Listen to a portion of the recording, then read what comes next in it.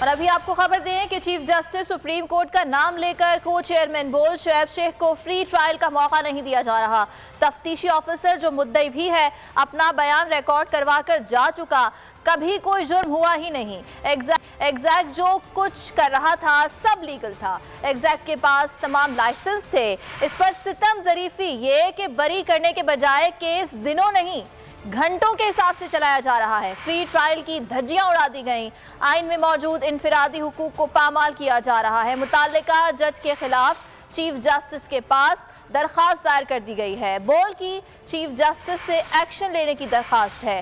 بول کے خلاف انتقامی کارروائیاں زوروں پر ہیں۔ بول عدلیہ کی عزت کے لیے کھڑے رہنے کے لیے پرعزم ہے۔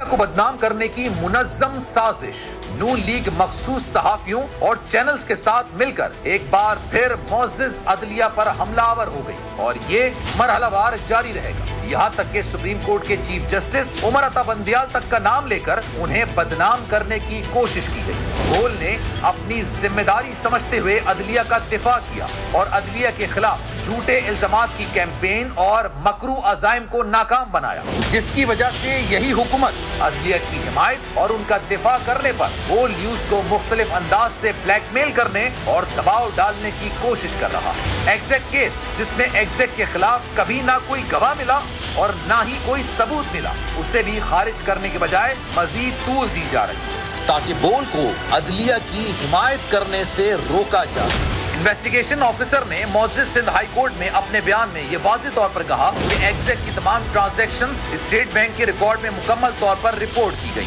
یہاں تک کہ اس حوالے سے اسٹیٹ بینک نے اس ریکارڈ میں کسی بھی قسم کی بے ضابطگی کی نشاندہی نہیں کی۔ تحقیقات کے بعد ایک فورنسک ایکسپرٹ سمیت متفقہ طور پر یہ نتیجہ اخذ کیا گیا کہ ایگزیکٹ کی جانب سے کسی بھی قسم کی کوئی بے ضابطگی یا غیر قانونی چیز نہیں کی گئی۔ ایگزیکٹ کے پاس اس کاروبار کو چلانے کے لیے تمام مطلوبہ لائسنسز موجود تھے اور کوئی بے ضابطگی اور غیر قانونی چیز نہیں عمل میں آئی، یہاں تک کہ تمام قانونی تقاضوں کی مکمل طور پر تعمیل کی گئی۔ حقیقی طور پر کسی بھی قسم کا کوئی جرم کیا ہی نہیں گیا۔ مختصراً اگر ہم بات کریں تو ایگزیکٹ کا تمام کاروبار، ان کے تمام کام قانونی ہیں اور ان کے پاس تمام کے لائسنس بھی موجود ہیں۔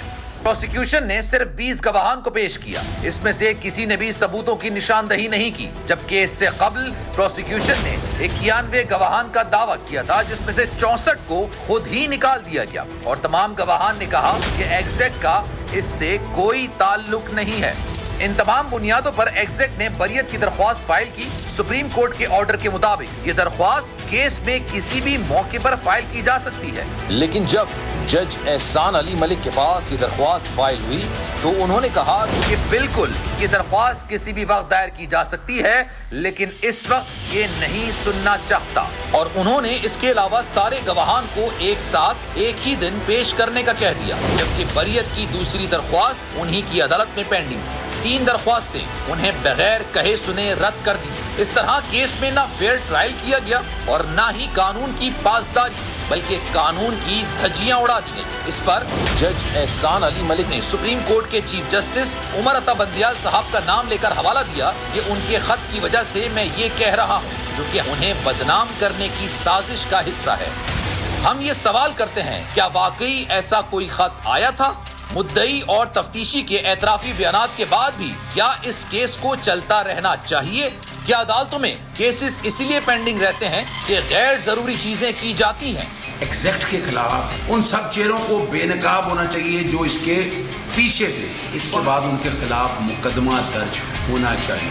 پروسیکیوٹر نے یہ کہا ہے کہ جو کچھ بھی ہم نے انویسٹیگیشن کی ہے اس سے یہ نظر آتا ہے کہ کوئی ایسا کام نہیں کیا ہے ایگزیکٹ نے جو کہ قانون کے باہر ہو۔ اس کا مطلب یہ ہے جتنے کام کیے تھے وہ قانونی تھے، تو اس لحاظ سے جو کورٹ ہے وہ یہی کہے گی کہ ان کا کیس کو ختم کیا جائے۔ تفتیشی افسر نے IU نے اگر یہ لکھ دیا ہے کہ ان کے خلاف جتنے بھی الزامات تھے وہ ثابت نہیں ہو سکے، انہوں نے جو فائنڈنگ دے دی ہے اس سے تو میں سمجھتا ہوں کہ کافی حد تک ان کی پوزیشن واضح ہو جاتی ہے اور کلیئر ہو جاتی ہے شعیب شیخ صاحب کی۔ ایگزیکٹ کے خلاف ایک ہی جیسی 2 FIRs کاٹی گئیں۔ एक 27 मई 2015 को कराची और 9 दिन बाद दूसरी 7 जून को इस्लामाबाद में काटी गई, जिसमें वही प्रिंसिपल अक्यूज्ड और वही FIR फैक्ट्स शामिल थे। ये एक ही वाक़े पर काटी गई 2 FIRs हैं, जिसका एतराफ कराची और इस्लामाबाद के IOs ने भी किया। एक ही केस की 2 FIRs कानूनी तौर पर नहीं काटी जा सकती। 2014 की सबसे बड़ी IT एक्सपोर्ट कंपनी पर 420 का मुकदमा बनाकर FIRs काटी गई, जिस पर 9 दफा जजेस ने नॉट बिफोर मी कहा। किसी भी किस्म के जुर्म का सबूत न होने की बुनियाद पर सिंध हाई कोर्ट ने इस केस को खत्म कर दिया और मुल्जिमान को बरी कर दिया। इसके 3 ही घंटे बाद एक बार फिर नॉट बिफोर मी कह दिया।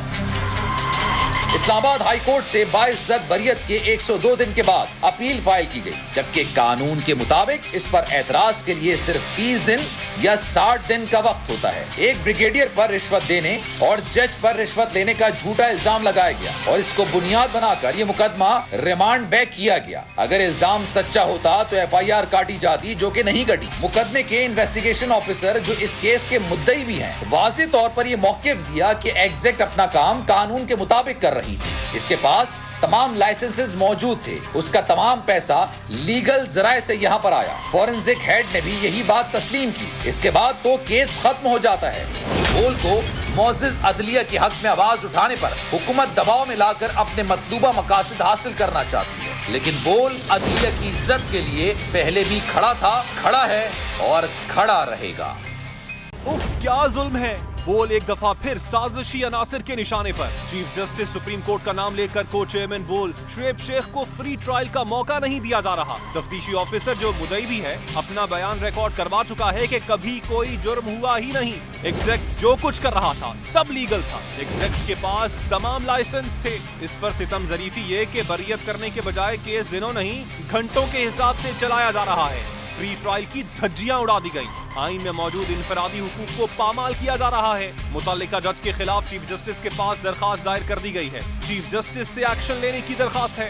बोल के खिलाफ इंतकामी कार्रवाइयां जोरों पर हैं। बोल का अदलिया की इज्जत के लिए खड़े रहने का अज़्म। बोल का अदलिया को सलाम। सब्सक्राइब करें और बेल दबाएं ताकि कोई खबर रह न जाए।